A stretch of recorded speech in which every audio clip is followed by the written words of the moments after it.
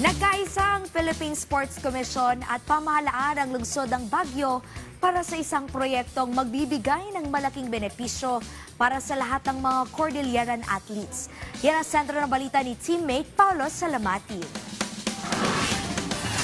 Formal na nilagdaan ang kasunduan sa pamamagitan ng Memorandum of Agreement na pinangungunahan ni PSC Chairman Patrick Gregorio at Baguio City Mayor Benjamin Magalong kasamang iba pang PSC Commissioners. Layunin ng partnership na makapagtayo ng isang ligtas, inklusibo at world-class na pasilidad na magbibigay suporta sa pagsasanay at paghubog ng mga atletang Pilipino. Sa ilalim ng kasunduan, ang Cordillera Regional Training Center ay magsisilbing sports hub para sa mga atleta, coaches at national sports associations.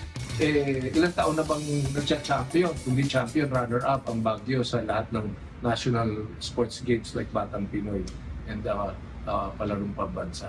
So today with this initiative, because we have a mayor of Baguio is very progressive, we're happy to support the agreement between the Baguio City and PSC to really initiate and to finalize yung regional training centers. So ganun rin yung gagawin natin all over the country as we identify regional training centers.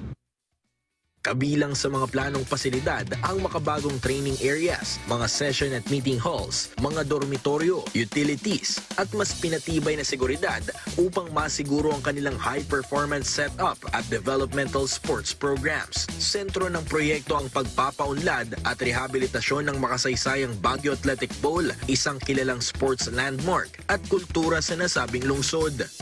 Immediately, just a matter of 2 weeks lang, nagpadala na agad ng mga boxing para sa aming beach partners. Tapos pumunta na rin agad yung mga NSAs doon para makita yung mga facilities namin. So everything is put into motion. So probably planning na lang, having a series of dialogue para talagang put the plan in place, yung mga detalye. Kaya significant na yung 6 months, significant na yung mga achievement. Sa oras na makumpleto, inaasahang magiging pangunahing lugar ito para sa isang elite training, grassroots sports programs at mga aktibidad ng komunidad na pakikinabangan di lamang ng Baguio City kundi ng buong Cordillera Region.